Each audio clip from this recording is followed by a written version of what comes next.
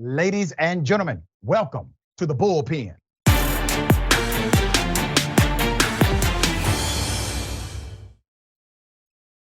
We've been following this story. We have an update to it, talking about the FBI and their coordinated efforts to infiltrate Black Lives Matter protests by way of nefarious means, according to many. Let me remind you of some of the story. Here it is. Special Agent Scott Dahlstrom with Special Agent Byron Mitchell, CHS, for meet with Zebediah Hall. Thank you. You can hear this, so I put it in my front pocket, right? Yeah. Okay, got it. See how nice and slender they are?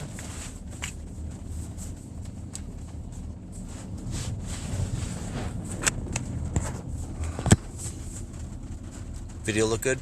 Yep. Yeah, look handsome. Mm-hmm. Not as handsome as that kid. That's cousin's kid. Cousin's kid. Second cousin. Good looking kid. All right. Good luck. All right, see you guys shortly. You're Yep, welcome. I got it. Thanks, Mom. Thanks, Dad.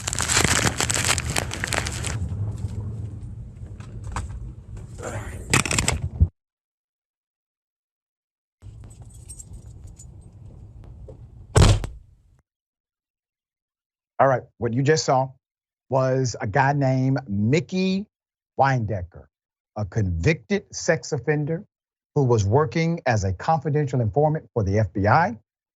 He was in Denver in a silver hearse full of guns, traveling around racial justice protests, and according to many, tried to set people up, infiltrate Black Lives Matter. We have two people on the program. This is going to be a fascinating discussion. Mr. Zebediah Hall, activist, who was at the receiving end of much of this. Zebb, thank you for being on the program. Thanks for having me. Trevor Aaronson, who is the creator of the Alphabet Boys podcast and received a video from an anonymous source, was able to give us a lot of information from this context. Thank you so much for being on the program. Thanks for having us.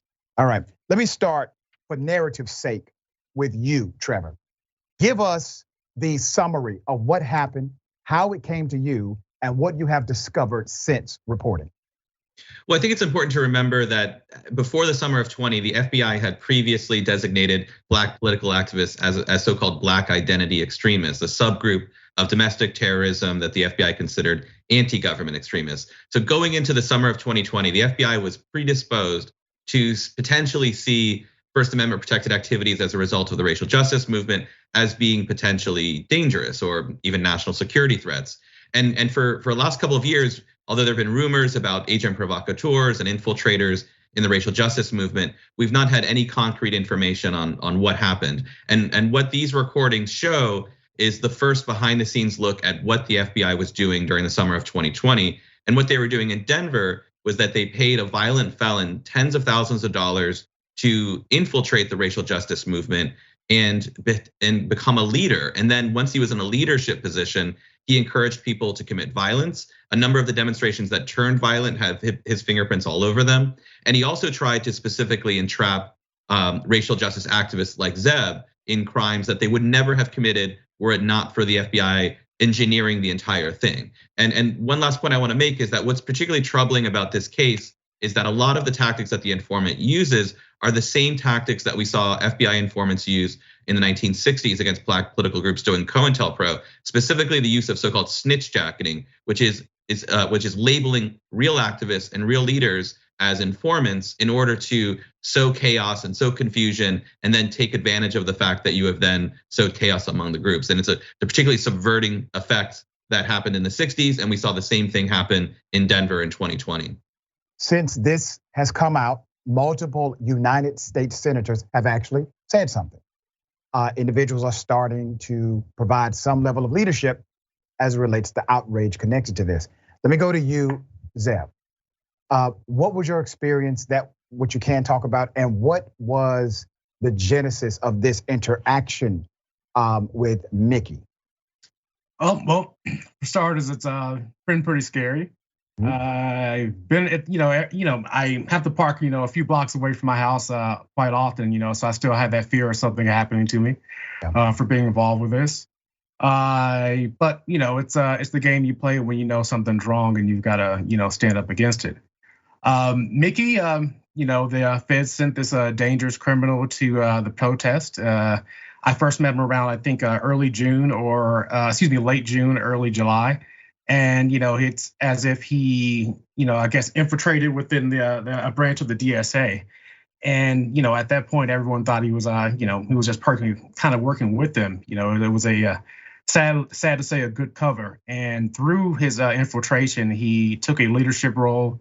He snitched the jacket a lot of folks, put everyone in danger, and ultimately, with the assistance of the FBI, destroyed the movement.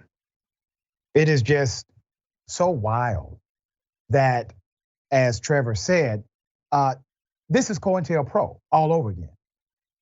And in the dynamics of the narrative that we heard, literally, they gave him a bunch of guns and he would drive around trying to coerce or manipulate individuals to engage in some level of criminality. Is that the sentiment from this, Zebb? Is that what happened according to you? Oh, yeah, absolutely. And it's probably a lot even more worse than, what we might even know now. It's, I have to always remind people that, this happened in Denver, but, in comparison to other major cities, Denver is very small. And now that this story has been released, you look throughout the Twitterverse and all these other forms of social media, and people are starting to talk out. So it lets you know that, Denver was just a little blip in the country, and at least in my opinion.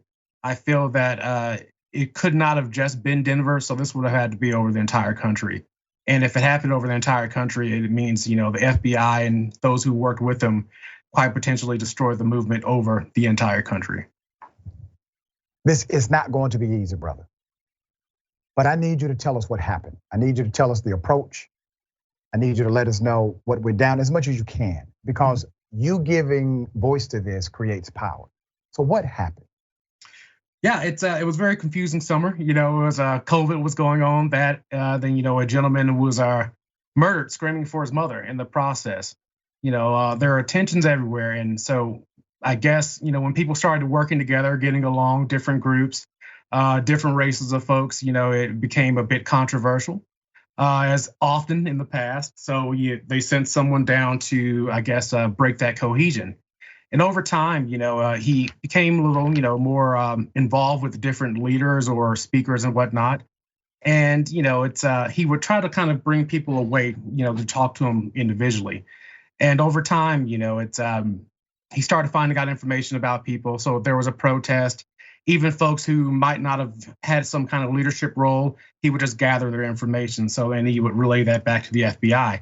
And what started out with the YDSA, people thinking that, hey, this guy is safe, ends up leading to kettles or people being moved into potential areas where there are going to be police at. And getting to know this guy, it's you look back now, hindsight's 20/20. He sticks out like a sore thumb. But it's almost as if the way they put him in, with a party, it made it a lot easier for people to for the people to trust him, And over time, after a few meetings with this guy, we're at my house once, and he asked me quite a few questions, some quite provocative, but as we learned in the beginning, you never agree to do anything illegal. It's just, you don't hurt anybody. But over time, look back now, it's scary, even more now, knowing that I was around it. But I think what really scared me the most out of everything is when he asked me to kill the attorney general, and I said no right off the bat. It's not my gig. I don't want to go hurt anybody. So as soon as he asked me, I said no. And over the course of a meal with Mr. Shelby, he's continuously trying to pressure me into doing this. So I'm finding any kind of way to deflect. I want to work through the winter or the summer and wait 6 to 8 months because I don't want to have anything to do with this assassination plot. It's not just not going to solve anything. It's stupid. But I'm intimidated at this point that now I feel like I need to buy this guy this gun. And it's not the fact that, I didn't know if he was an informant or whatnot. It's just that, if someone's asking you to kill a public official, it's not something you're asked every day. And at that point, seeing that this guy, took pictures fighting ISIS and these videos and everything, I'm thinking, hey, he's also possibly a biker. He's got all these guns and all this stuff. At this point, I'm too intimidated and I've got to get this guy this gun. But I refuse to partake in any, strategies or attacks, as everyone found out. I never even threw a pebble, I never did anything, but I was intimidated and, and yeah, I own it. Yeah, I bought the gun, but I wouldn't have done it if, I wasn't scared of the dude and, what eventually came down the line. It was, and even though it was bad, I have to always look, it wasn't just me. I'm just a person who knows a little more than other people, who found out more, and it's not about me. I don't think I deserved a felony, but that's neither here or there. What did they end up charging you with? And I think you're on probation now. Yeah, transferring a firearm to a felon with the FBI's money. It's I wouldn't commit to any violence or whatnot, but it's like, hey, we've got to tag this big payday on this guy. Say, hey, we caught someone, but altogether you intimidated me into buying a gun for a dude, and you gave me your money to do it. So let me go to Trevor.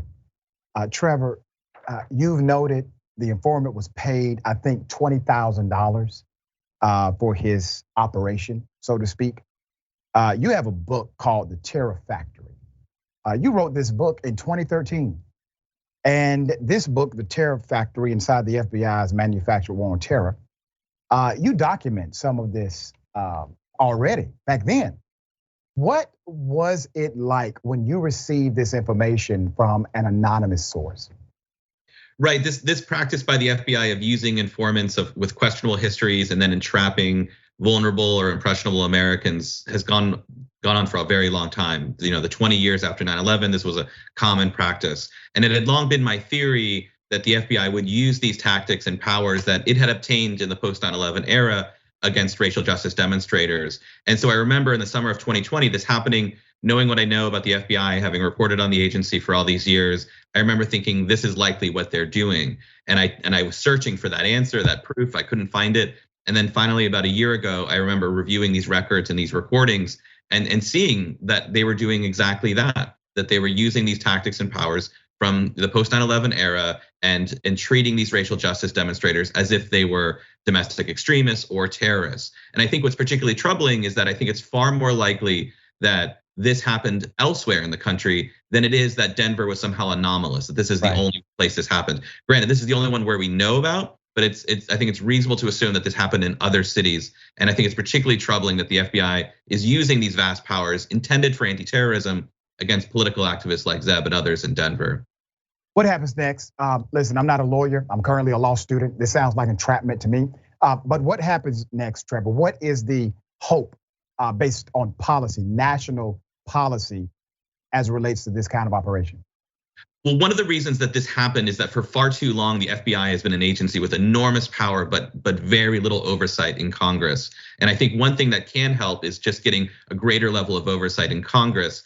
And I think this is happening, and we're revealing this at a particularly important time, which is that Jim Jordan and the Republican-led Congress are currently have a subcommittee where they're trying to construct a narrative that the FBI is specifically prejudiced against right-wing extremists and right-wing groups and is solely targeting those groups. And that simply is not true. The FBI has a long history of targeting Black activists, targeting left-wing activists, and this case in Denver proves that point. And so I think if you're going to have a new so-called church committee on Capitol Hill, you really need a committee that's going to look at all of the abuses that the FBI is doing, including cases like Denver. And my hope would be that in exposing this in Alphabet Boys, that we can inspire lawmakers to take a far more critical look at what the FBI is doing with these enormous powers against people like Zebb, who were simply exercising their First Amendment protected activities when the FBI decided to launch an aggressive undercover investigation against them. Zebb, I'm flat out of time, but I want you to give us in your own words what you would like people to know, those who are engaged in advocacy and activism. It is a work that's needed. What would you say to them? Constant communication. That's one of the bigger things, as well as instead of criticizing people or not getting along for a few different views, understand you're not all going to have the same views. And, when you start talking to people with different views and different spectrums, it'll make cohesion a lot better. And it limits the chance of these, my opinion, these criminal organizations from infiltrating another one of our movements. And I also think it's highly imperative that people start speaking out, speaking their truth about everything that's happened, because, I find it more disrespectful, the no comment, than the act itself. You're caught red-handed, the entire country knows it, and you don't even respect Black people enough to say, hey, okay, you caught us. I haven't received a phone call from the prosecutor or anything from the government. But it's to be expected. I signed up for this as soon as I came out of the womb as a Black man. So it's I have no regrets about this, and it's worth it. That's what life's about. If you're not fighting for something, you're not really here. And let's stop at this. I started jujitsu a year and a half ago, and I learned that if you let someone roll over on you, they're not going to stop. Yeah. So I'm not going to let the federal government roll over all of us. That includes Black folks as well. That's right. That's right. I appreciate you both. Thank you for your continued advocacy. And we are going to follow this story. Naturally, there needs to be a statement and some action. And that's what we're pushing for. Appreciate you both. Thank you for having me.